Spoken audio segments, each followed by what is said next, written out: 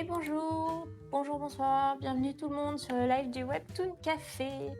Le Webtoon Café, l'association qui vous propose du contenu autour du Webtoon et de la création dans le milieu français. Donc aujourd'hui, on se retrouve avec Lyoshka et Dazaris, qui sont du coup les deux membres du studio Mira et avec qui on fête aujourd'hui la sortie de leur saison 2 de la série Maria Morevna. Donc voilà, on va parler de ça aujourd'hui. Bonjour tout le monde. Bonjour. Alors, Bonjour. n'hésitez pas à nous dire si vous nous entendez bien, si tout se passe bien. Normalement, vous avez une petite musique et tout ça. Donc voilà. Et puis, alors on va commencer. Donc aujourd'hui, on va parler de Maria Morevna. Ce sera un live aujourd'hui sans spoil, ou en tout cas, on essaiera au maximum de les éviter pour que ceux qui n'ont pas encore lu la saison 1 puissent la rattraper avant la sortie de la saison 2. Saison 2 qui sort le 25 décembre, si je ne dis pas de bêtises. Est-ce que vous pouvez me confirmer? Exactement, c'est notre cadeau de Noël à nous. Elle aurait dû sortir aujourd'hui en fait. Hein. Oui, c'est vrai, on avait prévu une sortie, mais ça a été décalé. Voilà, ça vous Oui. laisse un peu plus de temps pour attendre. Je sais pas si C'est pas de notre vous faute. aviez hâte, mais On a toujours un peu hâte. En fait, surtout, ça fait longtemps qu'on travaille sur la saison 2. Donc on avait hâte de voir ce que tout le monde en pensait. Mais on peut attendre jusqu'au 25. Trop bien. Alors, je pense qu'on peut passer du coup à la slide suivante pour voir un peu les petits thèmes dont on va parler aujourd'hui. Alors, aujourd'hui, du coup, principalement, on va parler du fait que c'est une adaptation d'un conte russe à la base, Maria Morevna, que vous avez repris en webtoon. Donc, on va parler un petit peu d'adaptation, des défis, enjeux, contraintes un peu que ça peut soulever. Et puis ensuite, bien sûr, on va s'intéresser à la sortie de votre saison 2 et puis de ce que ça implique aussi d'écrire une deuxième saison en webtoon, comment c'est pensé, etc. etc. Donc, on peut passer à la slide suivante aussi. Et du coup, je vous propose, pour commencer, de faire une petite présentation. Alors, j'allais proposer qu'on commence tout de suite par parler de Maria Morevna, mais peut-être que ce serait aussi sympa pour les personnes qui vous découvrent, parce que vous êtes déjà venus en live au Webtoon Café, mais c'était il y a un petit moment. Donc, est-ce que ça vous dirait de commencer ce petit live par tout bêtement vous présenter, dire un peu ce que vous faites chacun, ce que c'est le studio Mira, et voilà, comment vous fonctionnez un petit peu. Oui, pas de problème. Lyoshka, tu veux que je commence? Ah bah, honneur au boss. Hein. Ça va arriver souvent. Ouais. Des fois, je l'appelle maître. Ouais, c'est bizarre. Il a déjà fait alors qu'on était au téléphone avec un développeur. C'était gênant. Oh non! Ça m'a échappé. Voilà. Alors, Studio Mira, c'est un studio qu'on a fondé ensemble avec Yoshka et qui est un studio de production audiovisuelle centré en ce moment principalement sur du webtoon. Donc, on fait maintenant du webtoon depuis 2009, 2020, je sais plus. Notre première série, la première série qu'on a créée. Merci pour cette info. La première série sur laquelle on a travaillé ensemble, c'était Maria Morevna d'ailleurs. Et que dire, on est un duo polyvalent, on écrit, on dessine tous les deux, et selon les projets, on se répartit un peu le travail. Je ne sais pas quoi dire d'autre. Ok, toi, de manière plus personnelle, Oui. ça fait combien de temps que tu es dans la création et comment t'en es venu un petit peu du coup avant ce studio, quoi? En fait, avec Lyoshka, on s'est rencontrés dans une résidence créative.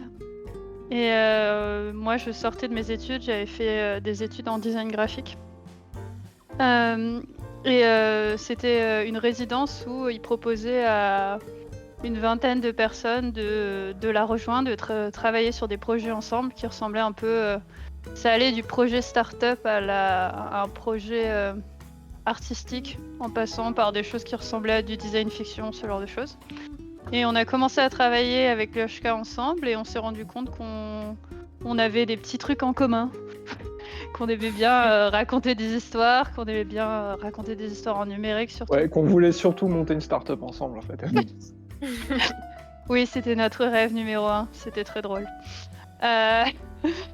Et en fait, ouais, j'avais un intérêt moi personnellement pour la narration numérique. Comment est-ce qu'on raconte des histoires de nos jours? Comment est-ce qu'on raconte des histoires et qu'on les diffuse à beaucoup de gens en même temps en fait. Et le webtoon, ça nous a paru une bonne idée pour commencer et pour essayer de devenir on va dire des acteurs un peu sérieux. Du coup, comme on savait dessiner et qu'on s'est dit qu'on pouvait apprendre à écrire, on va le dire comme ça, on a commencé par du webtoon et en fait, on est quand même relativement rapidement tombé amoureux de certains aspects de ce format, c'est super agréable, le petit côté cinématographique et bref, et le rapport qu'on a avec le public en général. Donc du coup, depuis, on fait du webtoon. J'avoue, j'ai pas fait exprès d'en faire et c'est arrivé comme ça. Mais c'était vraiment votre première fois à tous les deux, votre collaboration sur le webtoon. Vous aviez jamais expérimenté chacun de votre côté? Du webtoon, non. Ouais. On dessinait tous les deux. Yoshka, t'as jamais essayé de faire de la bande dessinée, non? Non, jamais, à part quand j'avais 5 ans, 6 ans. Ouais, Je un les peu ai la même. retrouvés, c'était pas terrible. Moi, j'écrivais des très jolies histoires illustrées avec des châteaux. Wow. C'est aussi Et pas l'histoire terrible. d'espion. Non, c'était vraiment des histoires de princesse. Bon, ouais, Maria Morena, c'est aussi une histoire de princesse, donc j'ai pas trop changé. C'est vrai. Et toi, du coup, Lyoshka, avant d'arriver du coup à cette fameuse résidence, t'es plutôt dans quoi? Moi, j'étais plutôt. J'ai fait un peu de tout en fait. J'ai travaillé dans. J'ai eu pas mal d'emplois. J'avais fait une formation en journalisme. Et après, je suis parti travailler en presse quotidienne régionale. Sachant que moi j'avais des grands rêves, hein. Je voulais être correspondant de guerre, partir à l'étranger, couvrir l'actualité sur le terrain. Et en fait, pas du tout.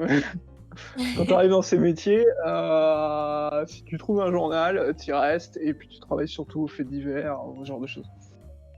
Donc je m'embêtais beaucoup dans mon métier, donc j'ai décidé de me reconvertir. Enfin, en fait, je faisais beaucoup de permanences de nuit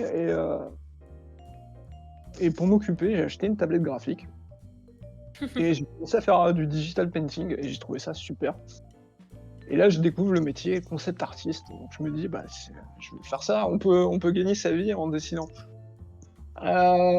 Donc ce que j'ai fait, en fait, c'est que j'ai fait une reconversion. J'ai fait 1 an en mise à niveau en art appliqué dans une école de design graphique. Et en fait, le design graphique, je voulais pas du tout faire ça. Et après, j'ai fait une formation d'1 an en 3D, en animation 3D. Et puis après, j'ai commencé à travailler comme freelance. Donc, animation 3D, motion design, un peu l'illustration, mais très peu. Je fais un peu storyboarder aussi. Et en fait, la vie de freelance, ça m'allait plus du tout. Et c'est ma compagne qui est revenue, qui était dans la même école que Maglone, en fait. Est revenue à un moment d'un de ses cours en disant ouais, il y a cet endroit à côté de Aix-en-Provence qui s'appelait The Camp. Vu que Maglone ne veut pas dire le nom de la résidence. Ils cherchent des gens en fait de tout profil pour rentrer dans cette résidence. Elle m'a dit qu'elle allait postuler, donc elle m'a proposé de postuler aussi. Donc il y a eu les vacances, moi j'ai postulé, elle finalement n'a pas postulé et j'ai été pris. Ok. Donc, Mais du coup... donc voilà, j'arrive à The Camp et là je rencontre Tazaris. J'ai failli dire ton nom. Tu l'as déjà dit 2 fois. Je te pardonne. Ouais, C'est la du coup, petite je rencontre Lazaris à cette résidence. Et on a commencé à travailler sur un projet qui était une application mobile qui permettait de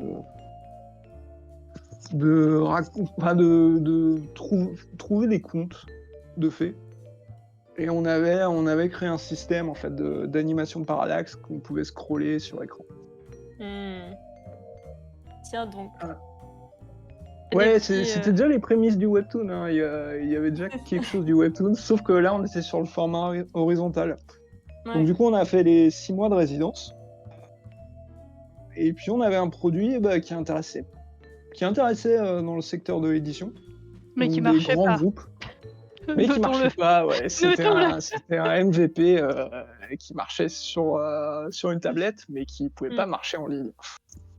C'était pas très Mais pratique. il y a pas mal d'acteurs de grands groupes d'édition là, qui étaient plutôt intéressés par la technologie. Donc on a fait beaucoup de réunions avec eux, on a planifié beaucoup de choses sur comment ça allait marcher. La techno, elle a jamais marché, mais on était super fort pour le vendre par contre. C'est vrai. C'est vrai Ouais, qu'on et était pas mal. du coup, après la résidence, on est allé dans un incubateur à start-up, donc on a continué à essayer de développer le produit et développer l'argumentaire autour, développer la technologie, mais ça Qui marchait marchait toujours pas. pas. Parlons. N'oublions pas. Et donc on a fait un incubateur qui était toujours sur le site de The Camp, là, après la résidence, et puis on en a fait un deuxième qui était en Estonie. C'est chouette. Il Et faisait justement, froid. l'Estonie, c'est ce qui amène un peu à Mare Morena d'ailleurs. D'où le fait que c'était votre première collaboration du coup. Euh, Euh, Vas-y. Sur le webtoon, ouais. Ouais, en plus c'était cette idée. En fait, on était aussi parti de. Avant, comme on travaillait beaucoup sur des contes de fées, on a commencé à en chercher et en lire pas mal.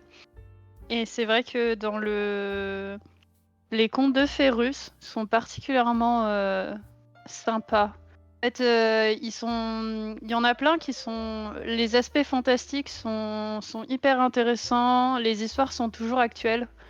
Et c'était vraiment un truc qu'on trouvait chouette. Ok.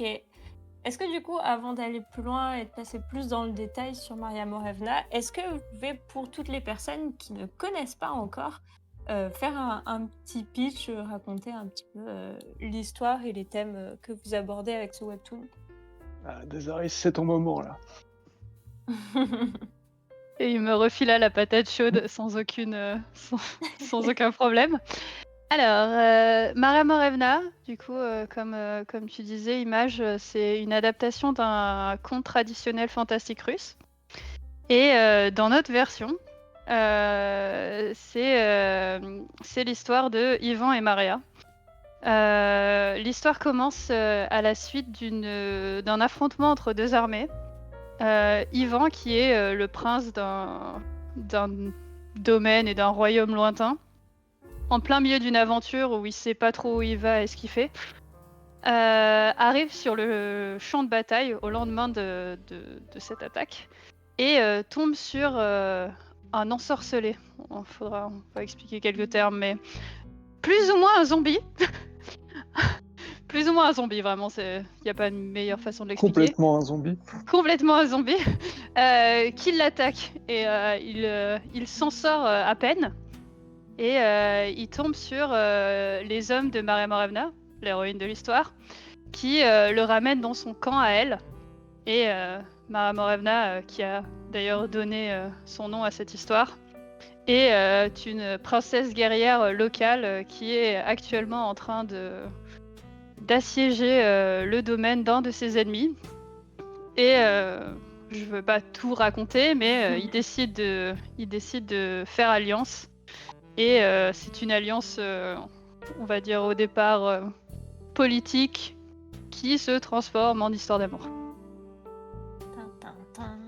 Tin. La Bravo. suite au prochain épisode. Ouais, et du coup, oui, petite précision, c'est publié du coup sur Webtoon Factory. Oui, et maintenant sur Ono. Maintenant que Webtoon Factory est devenu C'est ça, enfin, Tout que à la fait. plateforme n'est plus utilisée. La première saison est publiée sur Webtoon Factory et Ono, et la deuxième saison sera publiée sur Ono. Oui. Ah oui, t'avais demandé les thèmes. J'ai oublié un Ouais, petit passage. Ouais, les thèmes, c'est quand même la quête personnelle, se trouver soi-même. Il y a... J'ai Les envie de zombies. dire quoi les... Non, l'amour, c'est la vengeance versus l'amour. Il y a quand même... je sais pas si on peut appeler ça un thème, mais il y a les paysages et le décor prennent beaucoup de place dans l'histoire. ok. Il y a de la steppe et au bout d'un moment, il commence à neiger tout le temps. Donc, d'ailleurs, c'est pour ça qu'il sort sûrement la deuxième saison environ à Noël. Ça va être parfait pour l'ambiance. À cause des sapins et de la neige. Oui, c'est ça, que des sapins et de la neige. Et du coup, la première oui, c'est la première fois que vous travaillez à partir d'un compte. Bon, en même temps, c'était aussi votre premier webtoon, mais pourquoi ce choix de ce compte-ci en particulier? Truc, c'est Parce que- que c'est un bon compte. C'est vrai. Mais enfin, comment l'idée est venue de prendre ce compte-là et d'en faire une réadaptation en webtoon? Est-ce que vous hésitiez entre plusieurs comptes? Est-ce que c'était une volonté d'adapter un compte? Ou alors est-ce que vraiment c'était le fait que celui-là, il se présente à un moment et vous vous êtes dit « Ah ouais, trop envie d'en faire quelque chose ». En fait, comment ça s'est passé la décision au départ? En fait, je pense que ça vient du fait que déjà, on avait donc cette application qui était quand même liée au compte, donc on en lisait pas mal. Et aussi, c'est au départ avec Lyoshka, on était plus ou moins convaincus que niveau illustration, on allait pouvoir rendre un truc bien. Par contre, on n'avait pas trop d'expérience dans l'écriture. Donc à ce niveau-là, on s'est dit, pourquoi ne pas prendre une histoire qui marche depuis des années? Les contes, c'est ça, c'est quand même des histoires qui ont été transmises et qui ont trouvé un public à travers les années et qui continuent de trouver un public, qui se modifie et qui continue à exister. Donc pourquoi pas prendre une histoire qu'on aime bien, qui nous touche, et en faire notre version à nous, en l'adaptant et en essayant d'y apporter quelque chose. Et pourquoi Maria Morevna, j'ai envie de dire? C'est un des meilleurs contes russes en fait. Ah ouais, il y a tout dedans. Il y a genre des sorciers maléfiques, le personnage emblématique de la culture russe, Baba Yaga, une princesse guerrière quand même, qui est genre super badass. Des gens qui se changent en oiseaux. Je sais pas. Ouais, des batailles. Enfin, en fait, on s'est rendu compte que c'était quand même de tous les contes russes, et il y en a beaucoup qui sont vraiment, vraiment bien. C'était celui qui visuellement rendrait le mieux en fait. Ouais. Parce qu'on pouvait y insérer tout, ouais, des grandes batailles, beaucoup de paysages, beaucoup d'aventures, et on s'est dit ouais, ce serait le meilleur conte. Et en plus, Maria Morevna, c'est un des contes russes quand même les plus connus.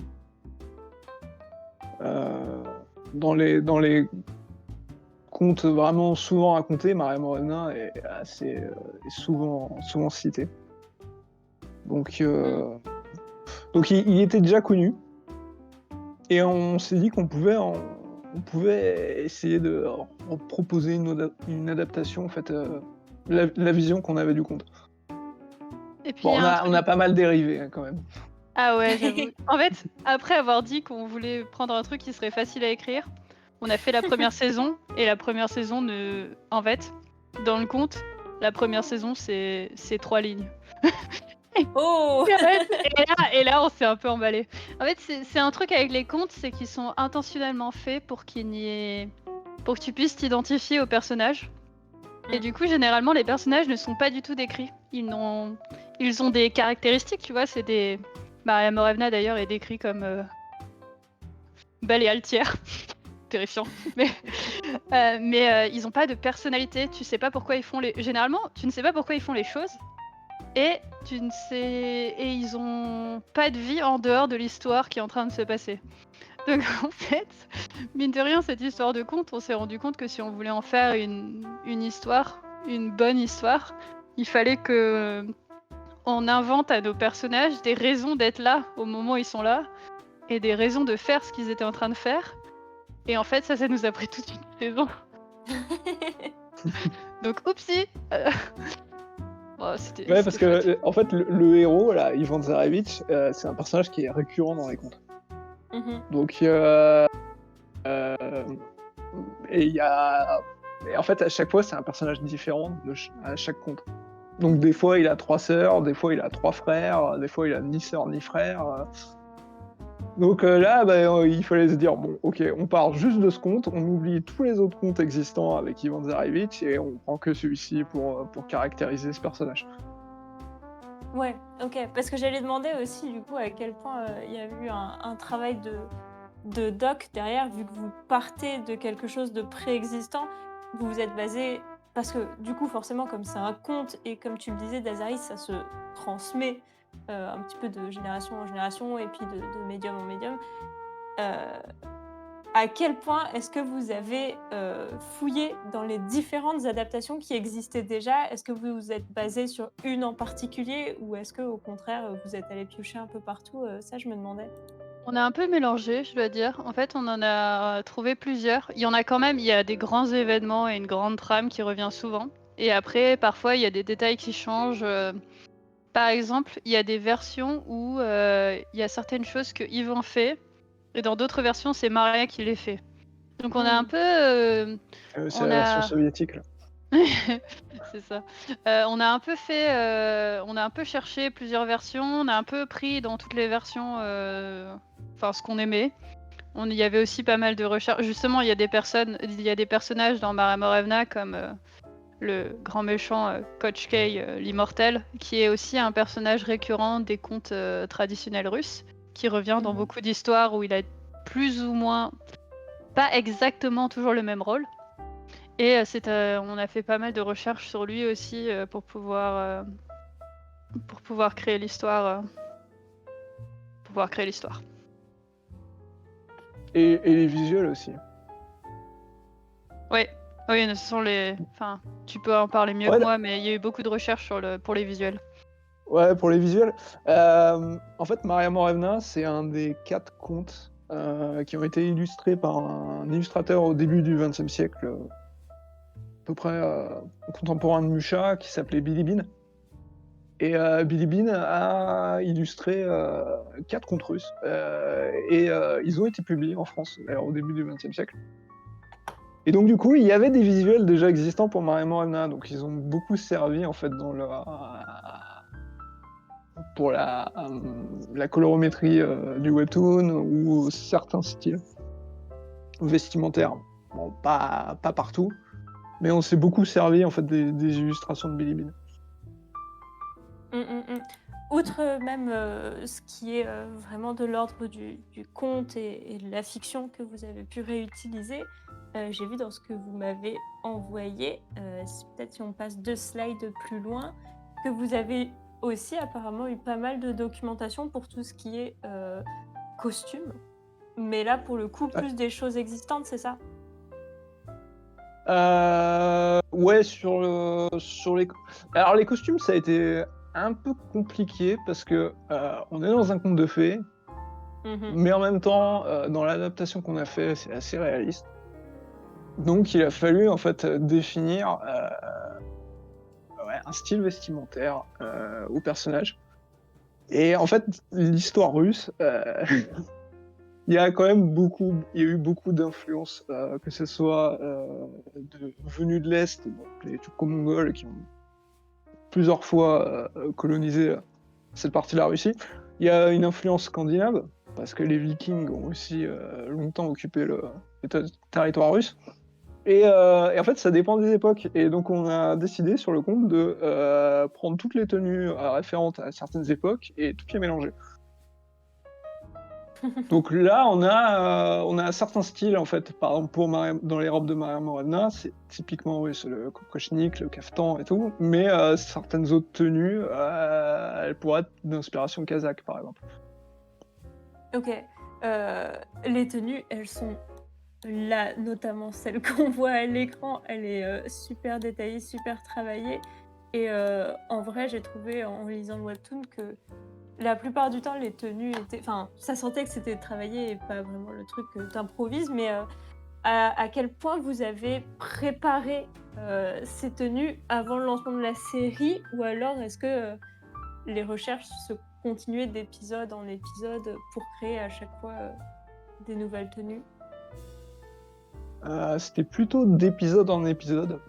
OK. Et moi, je suis pas. J'avais dit tout à l'heure que je voulais être concept artiste, et en fait, jamais je serai concept artiste. Parce que je suis pas un dingue des recherches graphiques en fait. OK. Je commence à avoir les idées une fois que je dois faire le storyboard.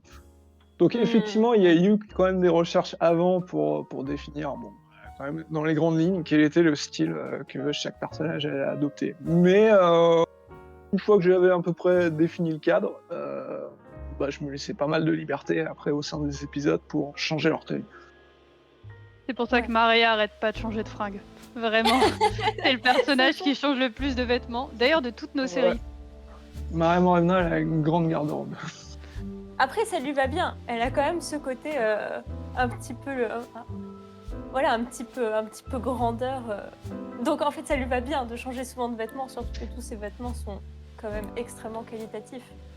Oui, Ouais. et puis il y a différentes ambiances. Il y a quand même, pour Maria, il fallait créer des vêtements pour la guerre, des vêtements pour la cour et un peu un entre-deux.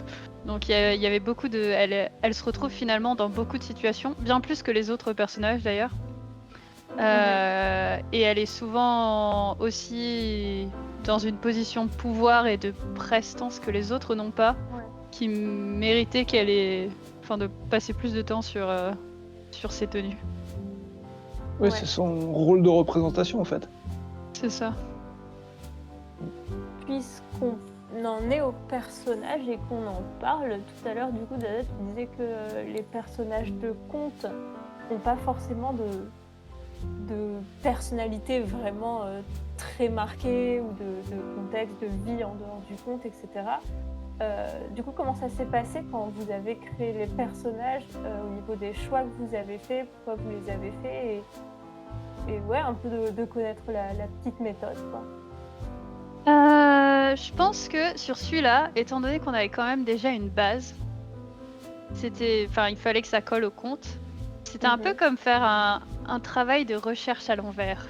C'est-à-dire qu'on savait ce que faisaient les personnages, mais à chaque fois il fallait se demander mais pourquoi donc? Qu'est-ce qui t'amène à être dans cette situation à ce moment donné? Donc on a commencé un peu à établir des hypothèses de peut-être que c'est parce que il s'est passé ça avant, blablabla. Et en fait, à chaque fois qu'on trouvait un truc, on testait un peu pour voir, mentalement, on testait un peu ce que ça changerait dans l'histoire. Et je sais pas, on a un peu construit la personnalité de Maria et d'Ivan là-dessus. Qu'est-ce En qu'ils n'étant veulent? jamais d'accord et en s'engueulant tout le temps. C'est vrai, j'avoue. Maintenant qu'on a un peu plus d'expérience après avoir travaillé sur Amrita et en travaillant sur d'autres projets, à ce niveau-là, on n'a pas fait le meilleur travail d'équipe sur les personnages. C'est-à-dire qu'on a un petit peu trop construit leur personnalité séparément dans nos têtes. Et ce qui faisait que... Une fois que le storyboard était fait, ça clashait. Oui, ça n'allait plus. Parce qu'en fait, on avait tous les deux... Yoshka, comme il dessine, était forcément responsable de comment les personnages habitent leur corps d'une façon ou d'une autre, leurs expressions, ce genre de choses. Et des fois, comme on avait décidé les choses séparément, ça ne collait pas avec ce que moi j'écrivais. Maria Morevna a donné quand même beaucoup de discussions, surtout après les storyboards, de mais pourquoi est-ce que les personnages agissent comme ça? Est-ce que vous avez un exemple? Est-ce que vous avez un exemple concret? Oui, il y a une scène qui manque dans l'épisode 6, et elle n'y sera jamais d'ailleurs. L'épisode 6 de la saison 1? Ouais, je crois que c'est l'épisode 6 ou 7. Ah, moi j'ai l'impression, la 10, j'ai comme un souvenir lointain que quand on faisait la saison 1, l'épisode 10, on l'a refait 3 fois. Et j'essayais de t'expliquer ce concept. tiré du manga du fait que les gens peuvent pleurer de rage, mais t'avais pas l'air d'avoir envie de faire. Alors, c'est l'épisode 7, je crois. T'es sûr? Je croyais que Ouais. c'était le 10. Bon bref, il y a eu un épisode, vraiment, ça a été... En fait, c'est ça, on n'avait pas exactement, par exemple, décidé... Ça arrive souvent sur Maria, d'ailleurs. On n'avait pas exactement décidé comment elle réagirait dans certaines situations. Et on n'avait pas du tout la même vision En fait, c'était bizarrement, c'est comment elle se met en colère, on n'était pas d'accord. Ok.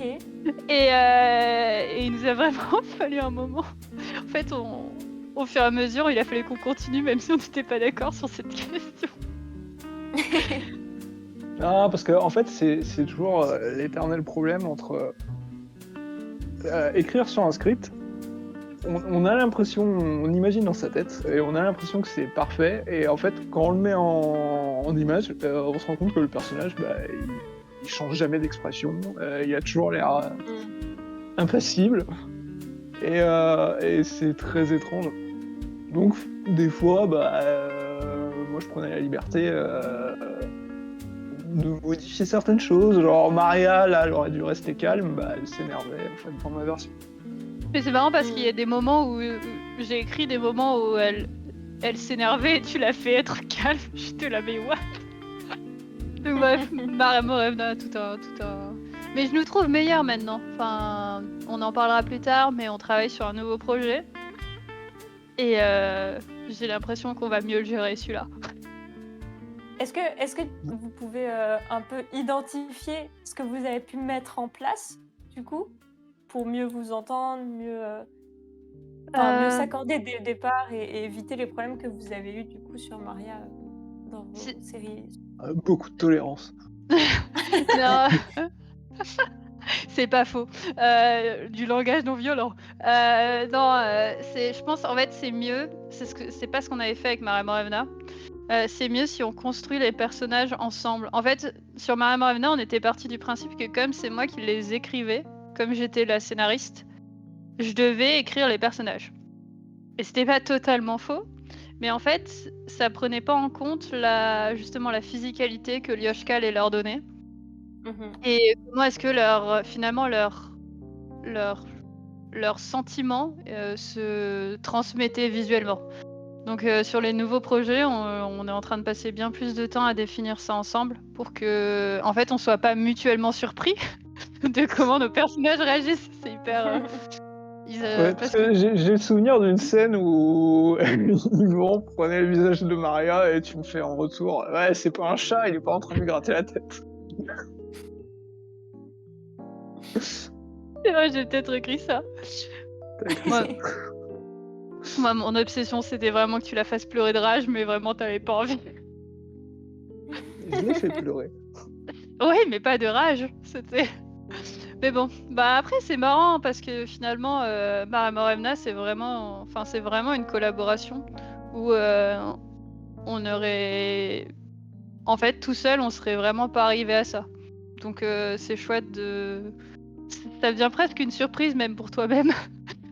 Toi qui l'as écrit, mais en fait quand tu le dis, t'es là, ah, j'aurais pas pensé. C'est vrai que la saison 1, on va dire la saison 1, c'est le résultat de l'opposition. Il y a plusieurs fois, on n'était vraiment pas d'accord sur comment l'écrire en fait. Et du coup, la saison 1, c'est vraiment le résultat de l'opposition entre d'avis divergents entre moi et Dazaris. Mais c'est fou parce que je l'ai Il y a relu des récemment. moments, il y a des Pardon, moments, on vas-y. était d'accord. Oui, quand même. Ce sera un Ouais. enfer sinon. Non mais c'est marrant parce que je l'ai relu récemment et j'étais là, ah, c'est bien. C'est pas mal en vrai, j'aime bien. Après, c'est moins le cas de la saison 2. Parce C'est que moins du dans coup, l'opposition. ouais, parce que en fait, la saison 2, j'étais sur Amorita en même temps. Donc j'avais moins le temps de dire que j'étais pas d'accord. Donc là j'ai suivi les storyboards. Non mais je suis pas d'accord avec cette remarque parce que j'ai au moins, il y a certains épisodes, j'ai 3 versions du script. de l'épisode. Donc c'est pas exactement ça non plus. C'était pas non plus pas l'opposition. Mais c'est intéressant, c'est juste, enfin, ça nous fait clairement perdre du temps, mais ça rend des choses plus intéressantes en fait, au final, Hmm. je trouve. Après, sur la saison 2, peut-être que c'est moins le cas aussi parce que vous connaissez plus vos personnages et qu'il y a plus de bases qui ont été posées, peut-être.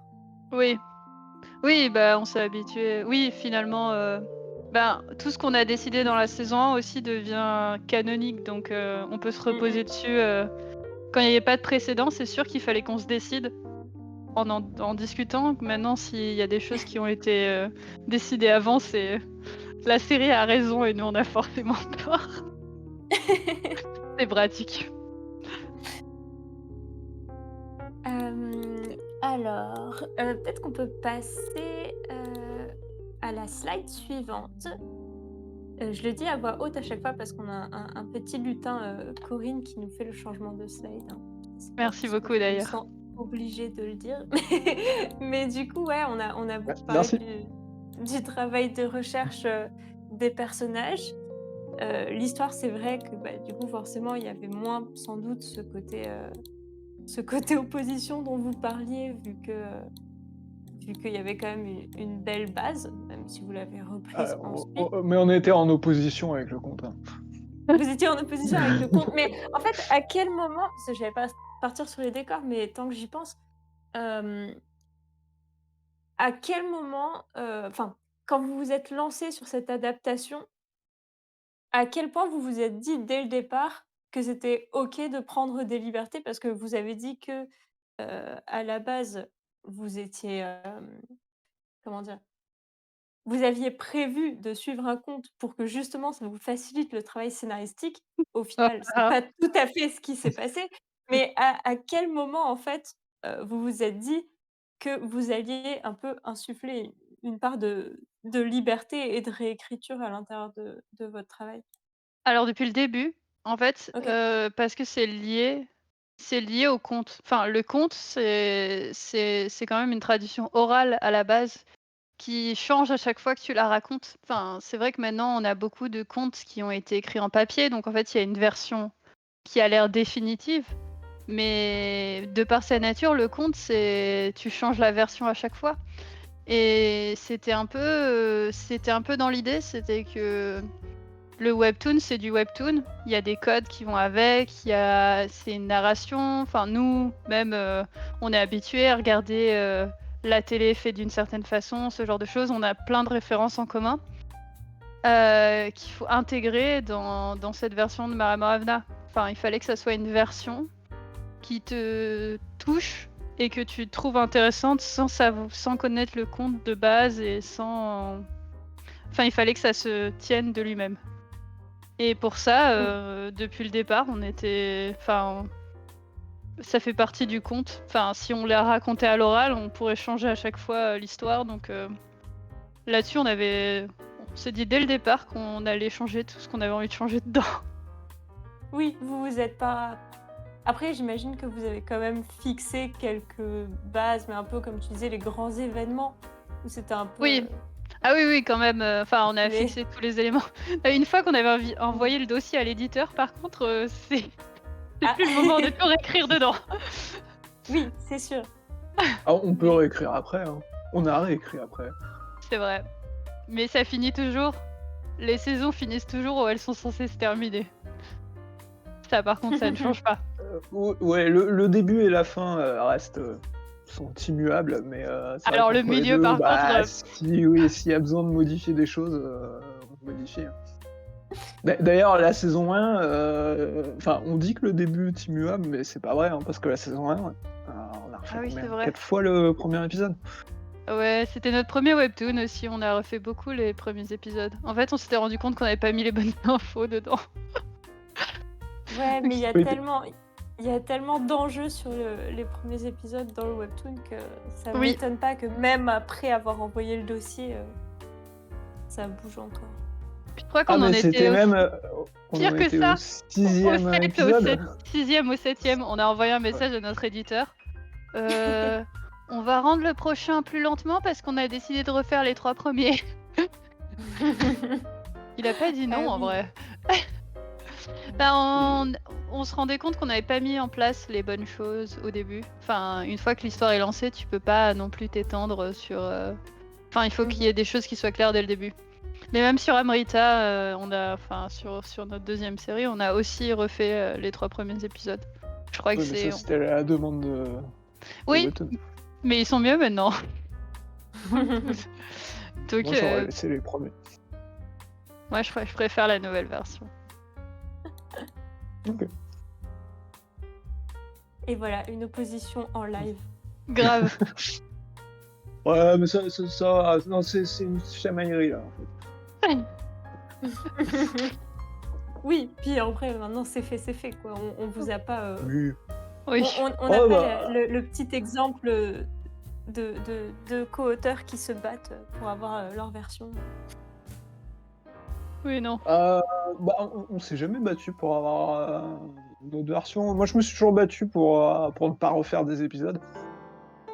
Ah, oui. Et Ça, du c'est coup, vrai. sur Maria Morena, bon, j'ai pas eu gain de cause parce que le premier épisode a été refait un nombre de fois incalculable. Je crois qu'on avait fait une première version. À l'époque, on avait dans l'idée de faire du webtoon. Donc, on avait fait une version du premier épisode et on était parti à Angoulême avec. Et du coup, on l'avait même pas montré à qui que ce soit d'ailleurs. Après, on a fait une autre version pour le dossier. Après, on a fait une autre version pour quand on a commencé vraiment la production. Et après, il a fallu en refaire une autre parce qu'on a tout changé au bout du 6e épisode. Ça, c'est un bon conseil à donner. Ne pas se décourager. La première version n'est pas la bonne. Bah, surtout, faut quand même rappeler que avant de dessiner ce webtoon, Yoshka avait dessiné 0 webtoon. Il y avait quand même. Il fallait c'est un peu. Je me souviens, les premières versions d'ailleurs, elles sont très très différentes sur le style graphique. C'est-à-dire qu'elles n'ont pas toutes la Sur même le format, colorimétrie. Ouais, elles ont pas toutes la même colorimétrie, elles ont pas toutes le même format, elles ont pas toutes les mêmes. Ouais, on a essayé plein de trucs. Un peu, pour trouver le style. Et ça, déjà, rien que ça a pris un moment. C'est un truc qu'on aurait dû faire avant d'envoyer le dossier. mais voilà. Et après, il y a eu cette révélation de oupsie, la narration. Oupsie, on n'a même pas dit qui était Maria Morena. On a oublié de dire son nom. Oh non. Les noms, par contre, c'est un truc, c'est un problème. Ouais. En fait, on a eu des personnages jusqu'à la fin de la saison 1, ils n'ont pas de nom. Ils n'en avaient pas Ok. besoin. Oui, il y a un vassal de Maria Morevna. Il a toujours pas de nom. Et entre nous, avec Lyoshka, on l'appelle le Père Noël. On a peut-être fini par lui donner un nom, mais en tout cas, il en a pas. Et quand on parlait de lui, Ouais, on il a l'appelait le toujours pas Père de Noël. Ouais, mais il est pas très important. C'était juste un mec. C'est une case dans l'épisode 3 où effectivement il est en train de féliciter Maria et, et l'expression qu'a Maria, c'est vraiment elle est en train de dire merci Père Noël. C'est devenu son nom, entre nous. Donc c'est resté Père Noël. Bah parfait. Je pense que maintenant tous les lecteurs vont vouloir savoir qui c'est. Ah, ils peuvent chercher, on sera heureux d'en discuter de nouveau. Sur les... Là, on mettra la rediff du live sur YouTube. Si dans les commentaires YouTube des personnes veulent essayer de trouver qui est le Père Noël, franchement, amusez-vous. Petit indice, il sera aussi dans la saison 2. Ça, c'est génial. Et petit indice, il ressemble vraiment au Père Noël.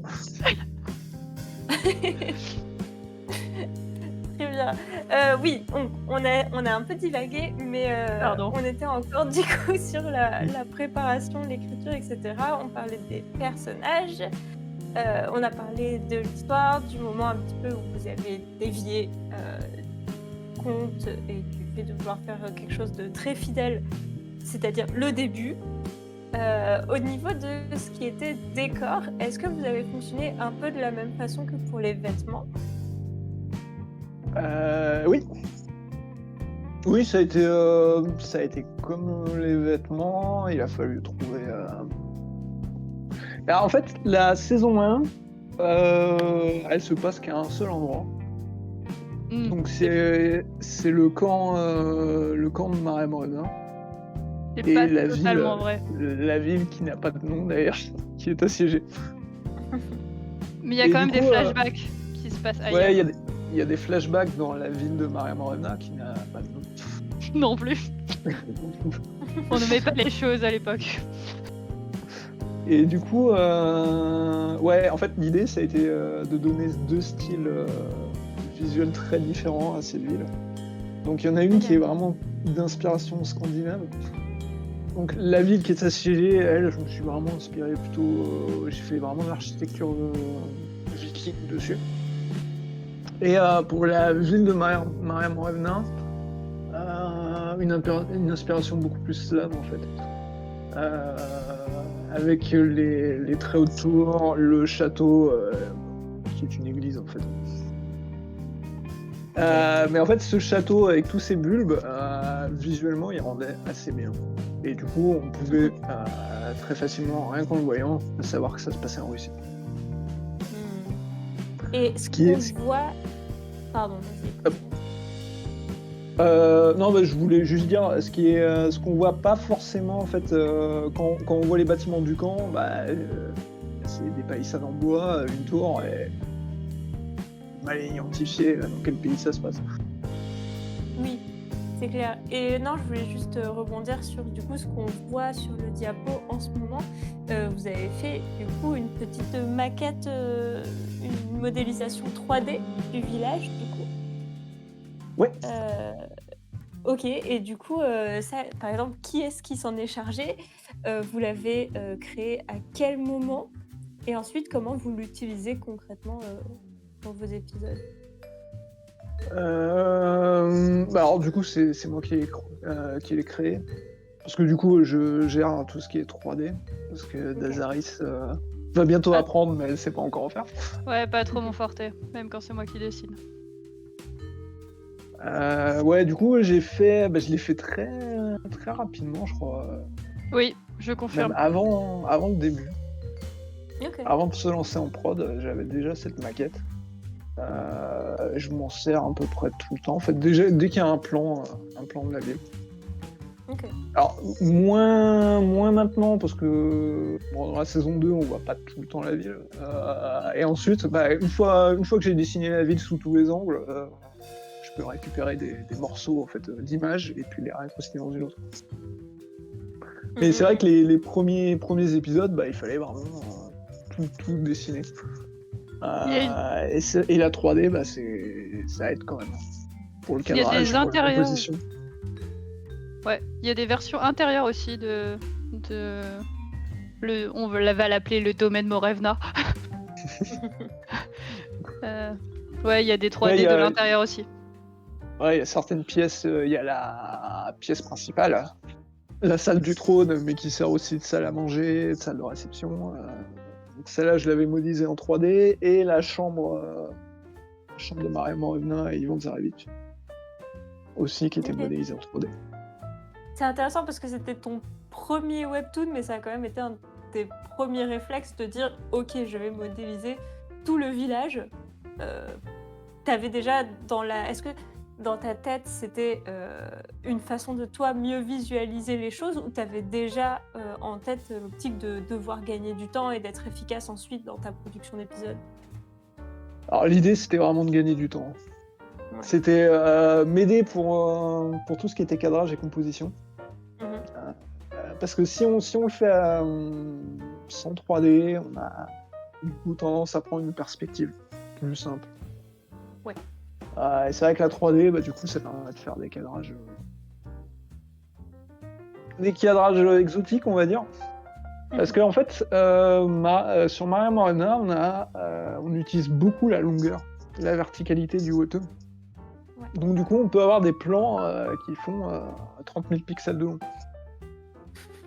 Avec la caméra, elle survole la ville et après, elle va faire un panoramique. Oui. Et tout ça, le lecteur le découvre en scrollant. Et sans la 3D, bah, ça aurait été beaucoup plus long à faire. C'est vrai que avec la 3D, moi j'ai une caméra, j'anime la caméra et je fais un export en fait de la vidéo qui est sur X pixels, enfin la longueur du plan, et du coup moi ça me permet de définir plusieurs écrans comme ça où on a vraiment l'impression que la caméra est en train de bouger. Oui, et puis On appelle ça les travelling, j'ai du mal à expliquer, mais alors ça n'a pas vraiment de nom, mais nous on appelait ça les travelling en fait. ouais, il y a une des images qu'on voit là sur le justement où il y a 2 sortes de tours et le château un peu en fond. En fait, c'est une bande où quand tu descends, tu commences à voir l'intérieur des salles dans. Ouais, t'as une vision sur le côté, et après ça fait comme une vue coupée de l'intérieur qui est. Je pense que c'était un des trucs que t'as dessiné que je préférais. C'était l'effet Oui, était parce super agréable. Ah, Ouais, mais parce que attends, là en fait si il faut on imaginer que revient- la caméra est à Attends, l'eau. Si on revient, Corinne, est-ce que tu peux nous ramener au Oui, tout c'est vrai. début, juste après la première slide où on voit la couverture horizontale? Juste, ouais, attends, il y a des bandes de webtoon et il me semble que c'était dedans. C'est possible parce que j'aime vraiment ce moment et c'est moi qui Tout à ai fait ce droite. visuel. Ouais, c'est ça, tout à droite. Et en fait, quand tu continues, tu finis à l'intérieur du bâtiment. Ah, mais c'est pas le plus représentatif en fait, parce que là il y a vraiment une transition. Là c'est deux images hein, qui sont incorporées l'une dans l'autre. C'est vrai, mais on Et dirait il y, a- plus il y que en ça. a, il y a vraiment des moments plus vers le milieu de la série où par exemple t'as un trébuchet qui tire Ah ouais, j'adore cette scène un aussi. boulet. Et du coup l'idée c'était de partir du trébuchet et arriver au point d'impact. Mais du coup en fait la caméra devait vraiment, tu devais être au niveau du trébuchet et en fait t'étais le boulet quoi. Et en scroll, il fallait indiquer que bah, là tu prends de l'altitude, tu regardes toujours vers le bas où tu vois l'armée qui est en train d'assiéger la ville. Tu prends beaucoup plus d'altitude et puis tu commences à redescendre et point d'impact. Ça sur 30 000 pixels de long. Après, par rapport à ta question avant image sur Lyoshka a imaginé qu'il allait faire ça depuis le début, il a quand même eu une courte carrière dans l'animation et dans le jeu vidéo. Où je pense que ce genre de réflexe. Très courte carrière. Mais ouais, mais suffisamment pour que les bons réflexes naissent, je pense. Mais je faisais pas du tout ça. Moi Non, je préparais des images pour le rig. Hein. C'est l'étape avant l'animation en fait. Oui, mais bon, ça t'a quand même donné les bons réflexes. Oui, t'avais peut-être une image, enfin, une vision un peu plus globale, un peu plus détaillée dans ta tête de ce qu'il fallait faire quand on crée une histoire avec des lieux qui vont revenir, avec des personnages, etc. De se dire, bon ok, je vais entrer dans une phase où je vais devoir créer avec un rythme assez soutenu de quoi j'ai besoin comme base pour me faciliter au maximum le travail. En vrai, c'était pas. Sur Mario Morena, c'était pas la priorité. Je pensais pas à tout ce qui servait à optimiser le temps. En fait, je pensais plutôt à comment je peux utiliser ces technologies pour faire un rendu qui provoque un effet d'émerveillement chez le lecteur, enfin ce qu'on appelle l'effet wow. On adore les effets wow. Comment technique.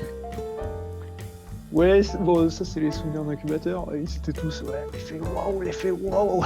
Faut les pitcher et faire de l'effet wow. C'est vrai, ils avaient vraiment nommé ce truc et c'était un vrai truc dans leur tête. Magnifique. Mais quand on pitchait devant les investisseurs, les business angels, on avait fait une slide où c'était au moment de dire de combien on avait besoin pour développer le projet, on avait fait une slide où c'était un coffre au trésor avec des pièces qui tombaient sur les côtés, donc j'avais dessiné. Et n'empêche, cette slide, et tout le monde nous en parlait après. Et les gens, ils la voulaient dans leur pitch. C'est trop drôle. C'était l'effet wow. Donc on n'aurait jamais pu vendre le produit, mais on aurait pu vendre cette slide. C'est pour ça qu'on a continué dans cette direction d'ailleurs. On est bien meilleur à vendre des slides. On va dire ça comme ça. Mais du coup, ouais, c'était comment... Ok, j'ai de la 3D, j'ai des bandes de 30 000 pixels. Comment je peux utiliser la 3D pour remplir 30 000 pixels? C'est un peu ça l'idée. Et si j'ai envie de faire une case qui fait 30 000 pixels, est-ce que je peux le faire? Hmm. Et du coup, au total, vous avez bossé combien de temps sur la première saison? On a Entre le moment où bossé... vous avez commencé à préparer, on va dire, la création du dernier épisode de la saison. On a Je sais travaillé... pas, en vrai.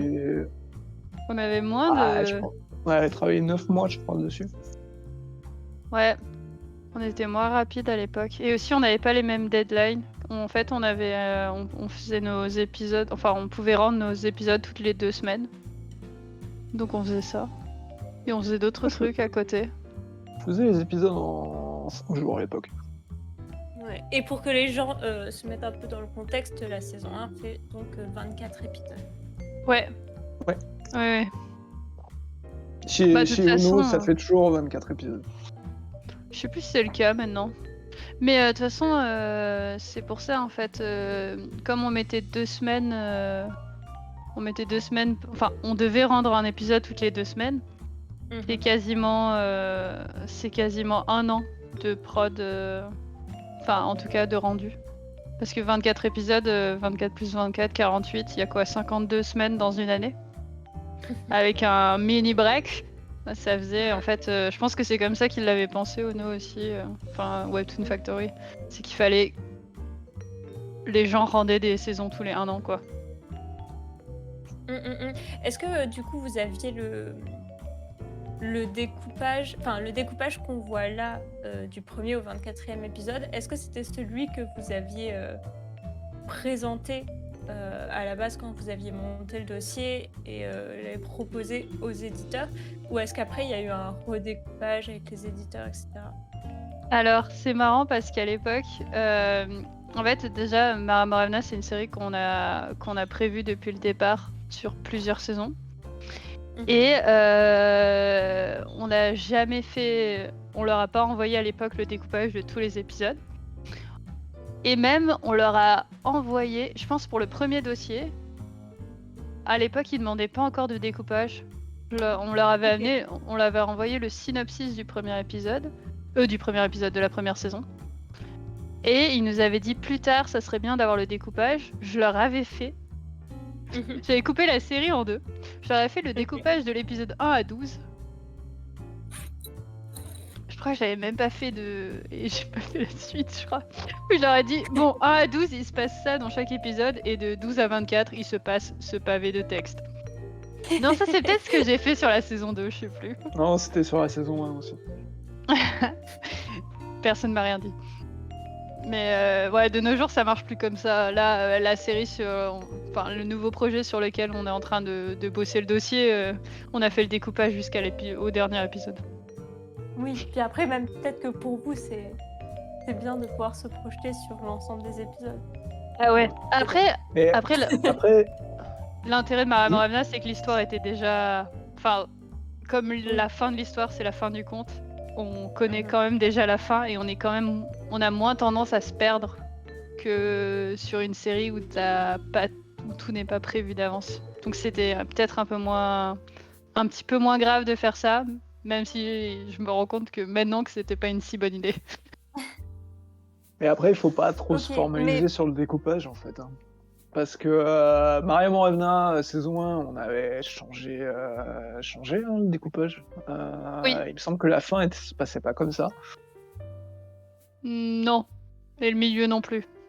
Et le milieu non plus. Et en fait, ouais, le découpage, il faut que c'est l'air à peu près cohérent, qu'il y ait une brève description de ce qui se passe dans l'épisode, mais il faut pas s'interdire de tout changer, même une fois que la série a été validée en fait. Ouais, faut pas s'interdire d'avoir une bonne idée au milieu quand même. Amrita, le découpage que j'ai fourni à Webtoon, il a rien à voir avec la série au final en fait. Hein. C'est vrai que c'est parti un peu en live au milieu. Et au début. Enfin, partout quoi. Ça suit globalement le découpage, mais en fait j'ai quasiment tout changé. Voilà. à peu près au fur et à mesure de la prod. Ok. Mais je pense que la question qu'on se pose tous là, c'est... C'était prévu du coup pour plusieurs saisons de base quand vous avez commencé à écrire le conte. Ensuite, vous avez présenté le projet en le scindant en deux. En Mais plus tout à que l'heure, deux. tu nous as dit que la première saison, c'était les 3 premières lignes du conte. Donc la vraie question, c'est combien de saisons, là, actuellement, vous prévoyez pour Maria Morevna? Alors, actuellement, 3. Au départ, on était parti sur 4. Et on a revu nos ambitions à la baisse parce que franchement, on savait pas à quoi on s'engageait à cette époque. Et après, avec... On a revu nos ambitions à la baisse. Enfin, quelqu'un a revu nos ambitions à la baisse. Non, on a même nous-mêmes revu nos ambitions à la baisse au milieu. T'avais pas envie de faire 250 épisodes sur Maria Morevna quand même, au bout d'un moment. Et Webtoon Factory nous avait dit que 4 saisons, ça passerait jamais en fait. Bah, ils nous l'ont pas dit au début, par contre, on tient à le dire. À l'instant T du début de la prod de Maria Morevna, on était vraiment persuadés qu'il y aurait 4 saisons. Enfin, oui et non, parce qu'ils nous ont quand même dit que à chaque fin de saison, c'était pas sûr qu'il y en aurait une suivante. Donc c'était même quand on a commencé la première, on n'était pas sûr qu'il y en aurait une deuxième. Je crois qu'ils nous l'ont dit. Ils nous l'ont quand même dit, je crois, à la moitié de la saison. La moitié de la saison était sortie, ils nous ont dit on fait une saison 2. Puis on a changé d'éditeur. C'est pas très pratique. Mais ça a mis très longtemps à être signé en fait la saison 2. Ah ouais. Bah en fait notre éditeur est parti. Il s'est passé 6 mois entre à la fin de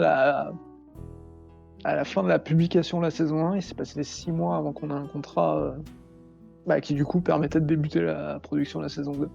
Du coup on savait pas ce qu'on devait faire. On était un peu, est-ce qu'on continue quand même? Parce qu'ils ont dit oui, mais ils ne répondent pas à nos mails depuis des siècles. Un peu, que faut-il faire? Oui, Donc, parce que du coup, quand est-ce que vous avez commencé la production de la saison 2? C'était pendant la saison 1 ou c'était une fois que c'était terminé? Enfin, pendant la publication, j'entends. Bah non, c'était en fait après, hein. bien longtemps après, parce qu'en fait, justement, à l'épisode 12 de la saison 1, quand l'épisode 12 de la saison 1 est sorti, nous d'ailleurs, on devait être à la prod, on n'avait pas beaucoup d'avance. On avait un peu d'avance, mais pas beaucoup. On n'avait pas fini la saison 1 de toute façon. Si, on avait 6 épisodes d'avance à la fin. C'est vrai, mais on les a juste gardés tout le long. Bref, bon, on s'en fout. Ils nous ont dit, on pense qu'on signera la saison 2. On a dit, ok, cool. Et là, ils ont commencé à plus nous répondre. Donc on était là, ok. Qu'est-ce qu'on fait? Et en fait, vraiment, comme disait Lyoshka, la saison 2, on l'a signée 6 mois après la fin de la publication. De la publication de la saison 1. Donc la saison 2, on a commencé à faire on l'a commencé 6 mois après la fin de la publication de la saison 1. C'est pour ça qu'on est aussi en retard. On l'a commencé à peu près au moment du concours 2022. Ouais. Ok, donc là, les 3 premiers épisodes, j'imagine, parce que c'est lancé le 25, ça va en lancer directement 3. Ouais. Et ensuite, ça va sortir du coup un épisode par semaine. Oui, je sais plus si c'est 3 aussi. Ok, et vous, là actuellement, vous avez combien d'épisodes d'avance? Enfin, vous allez quand même travailler en même temps, ou alors c'est bon, c'est bouclé Bah en fait, il faut pour la saison 2, la première date qu'on nous a donnée nous de sortie, c'était octobre. Ok. Depuis, ça a passé au 4 décembre, puis au 25 décembre. La série, enfin la saison, on l'a quasiment fini. Ok. Donc, il reste un épisode à faire en fait. Ok. Bon. On a envoyé le dernier storyboard aujourd'hui à notre éditeur. C'est ça. C'était la même chose pour la saison 1? Est-ce que non. Okay. Non, pas du tout. À la saison 1, en gros, quand on a fini l'épisode, on a rendu l'épisode 14, ils ont commencé à publier les 3 premiers épisodes. OK. Et Du là, coup, on j'ai avait. pété un boulon en disant ouais, on va être en retard, on va être short, on va être machin. Donc je Mais en fait, non. pressais Darius tout le temps en disant ouais, envoie-moi les scripts, envoie-moi les scripts. Ouais, j'étais là, on se calme. Et en fait, Ouais, non, on en a fait, fini on avait avec pas 6 d'avance semaines à la fin. d'avance. Ouais, donc c'était large. Et bah là, ça va être encore plus large. Je veux dire, il va falloir vraiment. Ça va être impossible de pas Ah réussir à bah, finir ce truc. là, elle sera finie pour la publication. C'est ça. C'est pas plus mal parce que ça nous permet. Ce qui était un peu. On s'est rendu compte qu'on n'avait pas très très bien géré ça, c'est qu'il y a eu beaucoup. Finalement, bah, il y a déjà eu beaucoup de temps entre la saison 1 et la saison 2 de Maramorana, ce qu'on aimerait éviter dans le futur. Et surtout, il y a une longue période où, entre justement la saison 2 de Maramorana qui sort maintenant et la sortie d'Amrita, où en fait on avait annoncé des projets et on sortait rien. Et après, les choses sortent en même temps, c'est pas très pratique. Donc en fait, là maintenant, on essaye d'espacer nos projets pour qu'il y ait plus ou moins quand même pas beaucoup d'espace entre les publications, pour qu'il y ait toujours des projets qu'on est en train de faire qui soient en train de sortir. Pas que nous, ça fait 6 mois, on est sur une prod et personne, enfin, on peut rien montrer et et il y a rien qui est publié. C'est cool. En plus de ça, comme c'est hyper chouette d'avoir les retours, d'avoir des retours pour se motiver. C'est bien si on est toujours en train de publier des choses pendant qu'on fait la prod. OK. Au niveau d'ailleurs, le fait que ce soit votre premier, enfin que toi, Lyoshka, c'était le premier webtoon que tu dessinais, est-ce que tu as l'impression maintenant, avec du recul, que c'est une série, que tu mets plus de temps à dessiner, par le style que vous avez choisi? Ou est-ce qu'au final ça se recoupe avec vos autres séries? En termes de temps? Alors, en vrai, si le style était à refaire, je referais autre chose. C'est pas le style graphique, c'est la colorimétrie en fait qui me pose problème. OK. Parce que à l'époque, on avait fait des tests couleurs, c'était pas très concluant. Donc en fait, ce que j'avais fait, c'est que toutes les couleurs de la série Marin Morevna, c'est une seule nuance de rouge. OK. Et après, je change la valeur en fait, mais c'est toujours le même rouge. Et en fait, toutes les couleurs sont rouges. Et donc, s'il y a une autre couleur, par exemple du bleu, bah, elle est obtenue par des filtres sur un ciel rouge. Et du coup, je transforme à peu près en bleu-violet. Mais Pas ça très permettait en fait pratique. d'avoir une. Bah, En fait, c'est pratique. C'est que ça permet quand même d'avoir une cohérence colorométrique. Et une certaine unité tout au long de la série.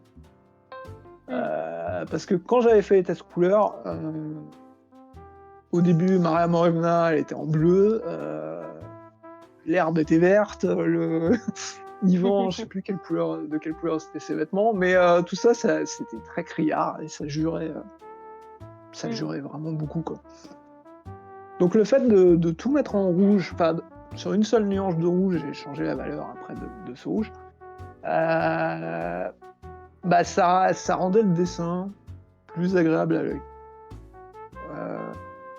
Maintenant, bon, la couleur, c'est bon, je maîtrise. Amrita, j'ai dû passer à la couleur.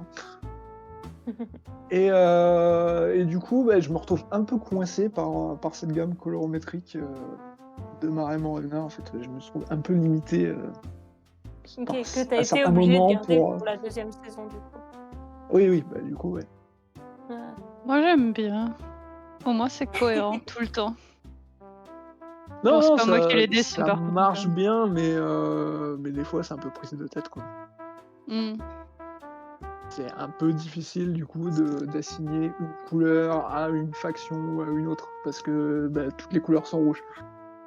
Ouais. Donc il y en a certains qui vont être rouge bordeaux, d'autres qui vont être rouge très clair, d'autres rouge carmin, mais ça restera toujours rouge. C'est vrai. Et des fois ça peut poser problème. OK. Là, alors actuellement sur le diapo, on peut voir du coup des petites teases, de votre saison 2 du coup, Yes. avec du coup, si je ne me trompe pas, à droite, le reveal de la couverture de la saison 2. Exactement.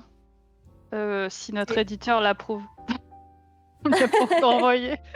Mais oui. et oui.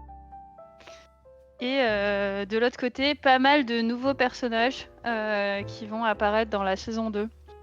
Il y en a certains, on les a déjà montrés depuis un moment sur notre Instagram. Du coup, en haut, il y a les sœurs de Ivan Tsarevich, dont on parle pas mal dans la. Sans faire trop de. C'est pas un spoil très important. Dont on parle pas mal dans la saison 1, mais qui apparaissent que dans la saison 2.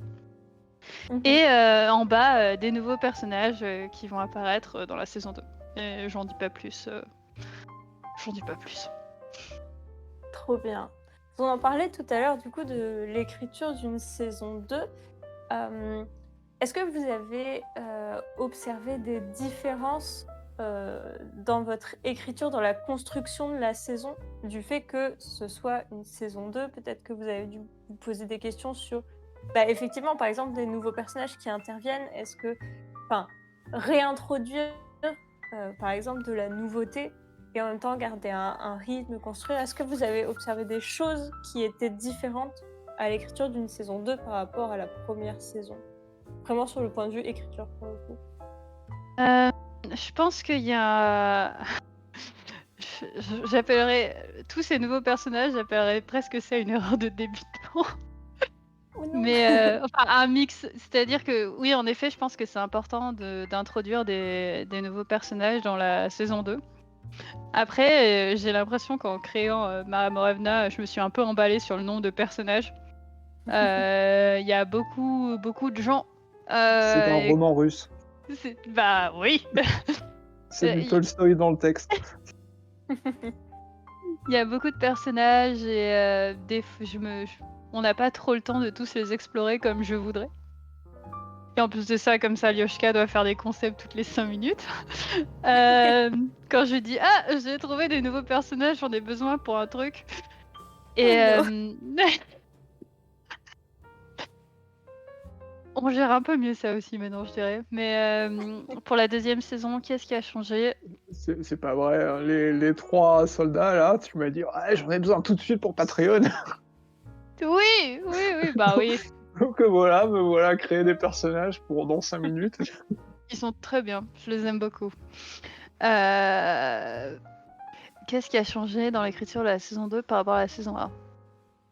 On était moins perdus déjà. Qu'est-ce qui change?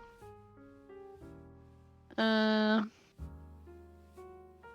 sais pas, c'était à la fois... C'était revenir avec des personnages, Enfin, il faut continuer à les faire évoluer. C'est un peu l'enjeu. C'est un peu l'enjeu, j'imagine. Je sais pas comment répondre à cette question. Il faut approfondir leur relation parce que... il y a quand même une histoire de romance dans Mara Morevna. Et donc du coup, on a les personnages qui se rencontrent dans la saison 1 et il faut arriver à faire perdurer cette relation dans la saison 2.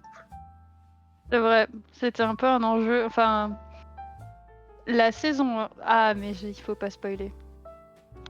Je sais pas comment expliquer ça sans spoiler. C'est que... J'ai réfléchi. Attends, je vais trouver, peut-être. Alors, attends, vas-y, j'essaye comme ça. La saison 1, c'est... Enfin, si tu prends comme référence les comédies romantiques, c'est le meet cute, tu vois. Ils se rencontrent, c'est l'excitation des premiers moments. Et en fait, il faut réussir à maintenir... Enfin, maintenir je sais pas, la moitié des comédies romantiques s'arrêtent après que les personnages soient ensemble. Et il se passe rien après. Tu vois jamais la suite. Et ça, c'est un petit challenge de rendre une relation déjà existante intéressante. Et de la construire. On a moins de représentation de ça. Oui. Donc il y avait un peu ça entre Mara et Eva en tout cas. Bravo, j'ai même pas été spoilé. Je pense que si, un peu, mais... Non, mais c'est pas mal, c'est pas mal. Ça C'est passe. pas mal. Je pense que non, mais c'est pas mal pour faire un petit tease aux personnes qui n'ont pas encore lu. Enfin, oui. Même ceux qui ont lu la saison 1 d'ailleurs, c'est un bon tease pour tout le monde. Allez lire la saison 2 parce que il y aura des représentations de romances qu'on n'a pas tant que ça l'habitude de voir d'habitude. C'est pas mal. Oui, pas faux. Un timing de la romance qu'on n'a pas l'habitude de voir en fait. C'est ça. Ah, c'est tout un challenge. En fait, c'est vraiment difficile parce qu'il y a un point intéressant dans le conte qui mérite, enfin, qui était sur l'écriture, qui était difficile à faire, mais le mentionner implique de mentionner la fin de la saison 1. Donc, je garderai cette info pour un live où on a le droit de spoiler. Très bien. Après, je sais pas à quel point on peut faire des balises spoil sur YouTube et dire attention, si vous ne voulez pas être spoilé, passez directement à timecode.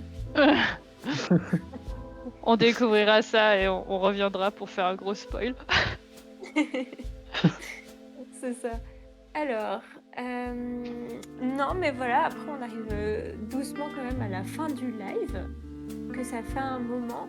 Je pense qu'on va alors parler encore de quelques petites choses, mais en attendant, je laisse les quelques personnes qui sont là, si elles ont envie, nous laisser un petit mot dans le chat ou nous poser des questions. S'il y a eu des questions pendant le live, on prendra quand même un petit moment pour y répondre avant de conclure. Voilà, je vois que ce soir ça a été plutôt calme, donc ce sera plutôt un live qui sera réécouté sur YouTube a priori. Sinon, alors dans les actualités, si un petit point qu'on n'a pas abordé quand même, c'est que la saison 1 de Maria Morevna va avoir, ou a déjà eu, je ne connais pas exactement les timings, mais une adaptation papier, alors une adaptation papier un peu particulière. Corinne, est-ce que tu peux nous emmener à la slide juste avant? Et on va laisser Dazaris et Lyoshka nous en parler directement. Oui, du coup, on a été contacté pour une version russe papier de Maria Morevna. Donc le premier tome est déjà sorti. Si vous allez faire un petit tour sur notre Instagram aujourd'hui, on a justement reposté des stories de unboxing de la bande dessinée. Et le deuxième tome, du coup, je sais plus, le premier tome est sorti le mois dernier, je pense. Il est sorti le mois dernier, ouais. Très au courant. Et le deuxième tome sortira le 12 décembre. En russe. Il faut lire le russe par contre pour pouvoir les voir en papier. Et le tome 1 et le tome 2 forment du coup la première saison de Maria Morevna au total. Donc le premier livre couvre les 12 premiers épisodes et le deuxième livre couvre les 12 suivants. Et on doit dire que nous on l'a pas encore vu en physique, en papier, vu que... On le verra sans doute jamais. L'embargo russe et les conditions politiques actuelles ne le permettent pas. Mais on était surpris par cet intérêt du coup de publier Maria Morevna. Et on était quand même assez content de voir que on a réussi à faire une adaptation d'un conte russe où des gens russes se disent qu'on a fait du bon travail. C'est quand même assez flatteur d'avoir quand même adapté un de leurs contes les plus connus et finalement qu'ils aient trouvé ça bien. Donc on est assez content qu'il ait retrouvé sa langue natale de base. Et voilà. Non, c'est génial. Est-ce que c'est venu du coup directement d'eux Oui. Ou alors c'est votre éditeur qui a proposé? Vous savez comment ça s'est passé? Oui, en fait, notre éditeur je lis que peut-être qu'il se trouve dans une des 2 librairies russes à Paris. Je pense actuellement pas parce que ils n'arrivent pas à l'envoyer même à nos éditeurs. Donc, je crois qu'ils n'arrivent pas à le faire passer en Europe, en France. Alors, Il y a la piste kazakh. pour revenir à ta question, Image, Chez Ono, c'est Dupuis. Et Dupuis a un catalogue de ses œuvres intégrales qui sont disponibles à l'achat pour des maisons d'édition étrangères. Et ils ont été contactés directement par cet éditeur qui souhaitait du coup faire une adaptation de Mara Morevna. C'est eux qui sont chargés d'ailleurs de... Comme il n'existe pas de version papier française de Mara Morevna pour l'instant, c'est eux qui sont chargés de faire la mise en page de la version. Donc ils étaient intéressés par l'histoire et ils ont tout géré la version papier. Ok. Et vous n'êtes pas du tout intervenu du coup dans le redécoupage, enfin la mise en page plutôt, on va dire. Trop. Vous avez... Et la Non. couverture, Couver- ça a été réutilisé et la deuxième, je sais pas. La première, c'est du coup la couverture que nous on avait créée, et la deuxième, c'est quand même une case de la saison 1, mais retouchée, Ouais, par refaite, hein. Yoshka, vraiment, vraiment retouchée. En fait, parce qu'en fait, on n'avait pas vraiment notre mot à dire dans cette histoire, mais quand même, ils t'envoient la maquette pour validation. Mm. On Et a fait ils des nous ont envoyé mini-changements. la maquette du deuxième tome, et la couverture était horrible. Ah En ouais. fait, ils avaient pris une Ok. case, ils avaient zoomé dedans. Ah ouais, c'était dur. Le résultat était très moche, c'était pixelisé en plus. Donc du coup, j'ai proposé de refaire une couverture en fait. Ok. Donc un soir, je suis retourné bosser et j'ai fait la couverture. Voilà, en réutilisant la même case, mais en fait, je crois que j'ai refait Maria et Yvan, mais par contre, j'ai Ouais. gardé le fond de la case.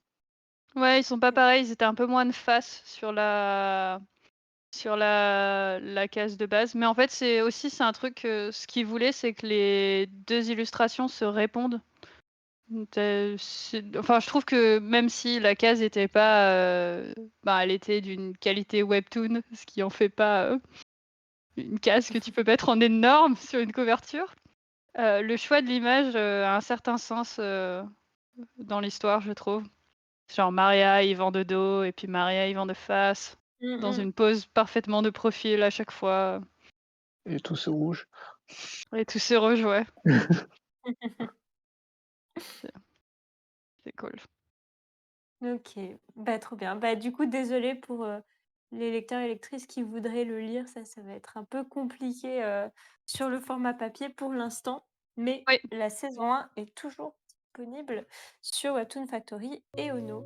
Voilà, oui, donc ça veut dire que si vous ne l'avez pas encore lu, vous pouvez aller la lire avant la sortie de la saison 2, le 25 décembre, qui est chouette. Pour Noël. Sinon, à part ça, alors en ce moment, on va faire un peu les actus et puis je pense après on va se quitter.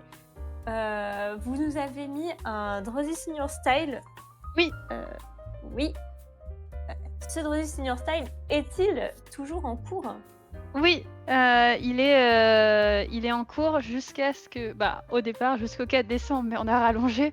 Il est en cours jusqu'au 25 décembre, et même après, si vous voulez. Mais le lendemain de la sortie des premiers épisodes, on postera un post avec nos versions préférées, ou celles qui nous ont le plus marqué. Pour l'instant, on a eu une version en 3D, c'était cool. J'aime bien, Qui hyper était très chouette belle. à voir. C'est hyper chouette à voir. Et on vous invite à participer. C'est devenu un peu une tradition chez nous de lancer un Draw DC New Style au début de avant les lancements de toutes nos séries. Donc je crois qu'on va continuer à le faire. Et c'est toujours hyper chouette de les voir. Et à chaque fois, je dis à Lyoshka que je redessinerai Mara Morevna, que je participerai au Draw DC New Style, et je l'ai encore jamais fait, donc peut-être que cette fois-ci est la bonne. Ouais, on attend les deux Maria et Devalika Sharma. C'est vrai. Bah, écoute. Moi, je vote pour, hein. Je veux voir ça aussi. Je ferai ça Moi aussi. pendant à Noël. Avec ma tablette sur les genoux à côté du sapin. Pendant les interminables repas de famille. C'est vrai. Bon, voilà. Bah écoutez, Voilà. Est-ce que vous avez des Ouais, prochaines sorties ou des actualités, pour qu'on vous on, retrouve là dans les semaines, mois qui arrivent? on voulait spoiler un peu si Corinne, tu reviens juste un peu en arrière.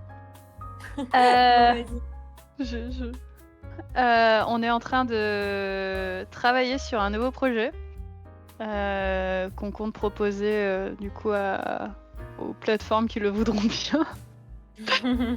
Et on en est encore à la création du dossier, donc on est en train de faire le découpage proprement cette fois-ci, avec des personnages qu'on a construits ensemble.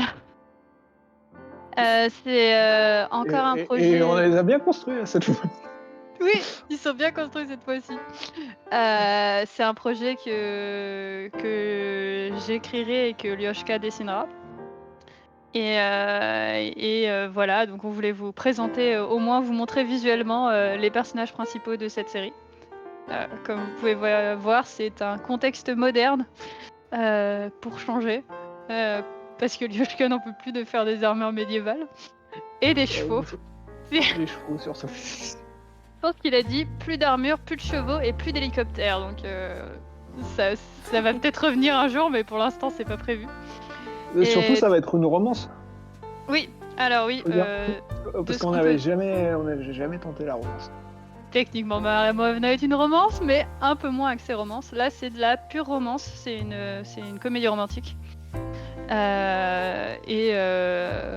On va pas vous en dire spécialement plus en attendant de voir si quelqu'un achète ce projet. Donc voilà. Mais nous, on est un peu, en ce moment, on est à fond dessus. Enfin, en tout cas, sur la création du dossier.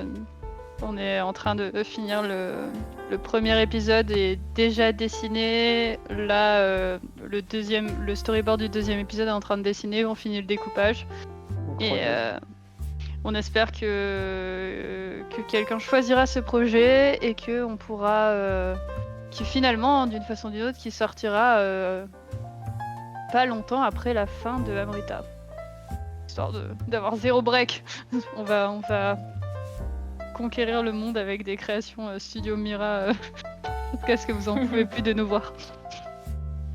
Ouais, et puis on a quelques autres projets aussi. Enfin, Oui. On a deux projets d'autres séries. Enfin, 2 autres séries en projet. Ouais. Quelques. Ouais, ça, on en parlera peut-être plus tard, mais on va travailler pour le service civique, le service public. Le service civique. Le service public, et donc on a aussi des projets de ce côté-là, mais ça sera pas avant le second semestre 2024. Donc là, ouais, c'est la transition Ça va pour être nous. une année chargée. Ouais, on est en train de finir les productions. Du coup, la saison 2 de Maria Moravna, de la production Amrita, qu'on est en train de finir aussi. Et donc on essaye de créer les prochains projets qu'on vous présentera. Non, mais parfait. On espère du coup que le prochain projet trouvera plateforme et éditeur, parce que effectivement, comme le dit Corinne, mais alors je viens d'apprendre en off que Corinne a passé tout le live à nous laisser des petits commentaires sur le Twitch, et en fait on n'en voit aucun, ou alors moi je n'en vois aucun. Je Mais les moi, vois j'ai pas non juste- plus. Et Moi non non. plus. Et voilà. Et en fait, elle m'a envoyé un screen et depuis le début, elle réagit au live et on n'en a aucune idée. Donc c'est extrêmement triste. Mais en tout cas, sachez que elle commentait les designs du nouveau projet. Alors attends, je vais lire directement parce qu'elle m'a envoyé. Merci Corinne. screen de la Désolé, mais De toute façon, on te contacte bientôt. On a besoin de quelqu'un pour le lettrage. Ah. les appels se lancent. Biz dev en live. Ah oui, elle a dit. Du coup, elle a dit qu'elle adorait les personnages et que il n'y avait pas que du rouge. C'est vrai. Parce que on a une nouvelle compétence, on a appris la couleur. Notre vision n'est plus monochrome. Exactement. Ok, C'est bah du coup, l'évolution. si tu peux passer, Corinne, sur la dernière slide pour qu'on conclut. Nous, du côté du Webtoon Café, alors j'ai pas fait mes devoirs et du coup, je peux pas exactement vous dire ce qu'il y a de prévu niveau live. Je crois qu'on a encore un live anatomie qui est prévu, donc plus axé dessin, qui devrait arriver en décembre. Et puis si on aura un petit live de Noël, du coup, bah, voilà, autour de la période des fêtes, dans lequel on vous montrera des petites illustrations des adhérents et adhérentes de l'association Le Webtoon Café, parce que effectivement, bah, nous, pour ceux qui ne le savent pas, on a du coup le Webtoon Café, c'est une association de médiation culturelle, donc on propose pas mal de contenu. Le Twitch n'en est qu'une toute petite partie. Et on a également un serveur Discord qui est réservé aux adhérents et adhérentes de l'association. Pour adhérer, c'est très simple, il suffit d'aller sur le Hello Asso de l'association Le Webtoon Café.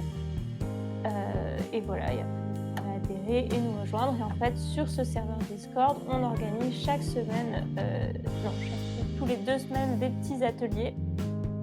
Donc ça peut être des analyses, des cours de dessin, des choses de la vie, enfin, bref, beaucoup de contenu exclusif. Et puis également des petits jeux, des activités. Et en ce moment, voilà, on a lancé le Père Noël secret du Webtoon Café. Donc on vous les partagera autour des fêtes et on vous montrera ce qu'on a fait.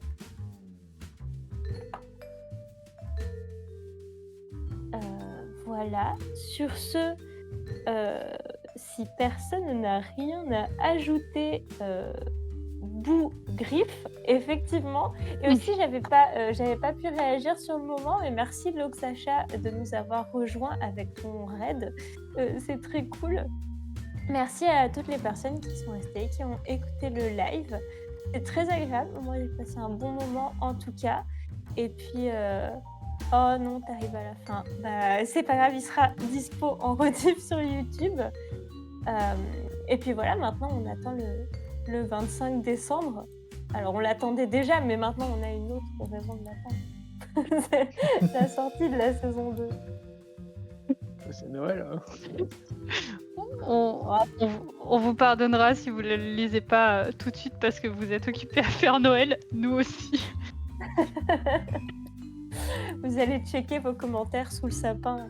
Ah bah carrément. Ça va travailler la semaine avant Noël. Je serai à l'étranger, donc je sais pas si je pourrais le checker. Mais comme nous sommes deux, nous sommes toujours disponibles. Ah, la magie du studio. C'est ça. 24/24. Mais voilà. Mais oui, du coup, bah écoutez, on va conclure. Et dernière petite info, j'ai Corinne qui me souffle que pour la partie 2 du live sur les bases de l'anatomie, qui est du coup niveau débutant intermédiaire, ce sera le jeudi 14 décembre. Donc voilà, c'est dans pas très longtemps, notez-le vous si ça vous intéresse. Et puis voilà, merci beaucoup. Merci beaucoup à Corinne aussi, qui s'est sentie très seule pendant ce live parce que personne ne voyait ses messages, mais qui s'est occupée du diapo, qui a géré le stream depuis les coulisses. Et merci puis, Corinne. Merci Corinne. Bonne soirée à tout le monde. Et bonne soirée à tout le monde. Ouais, merci Image d'avoir du coup nous avoir posé des questions super cool. Et bonne soirée à tout le monde. Bye bye. Bye. Bye.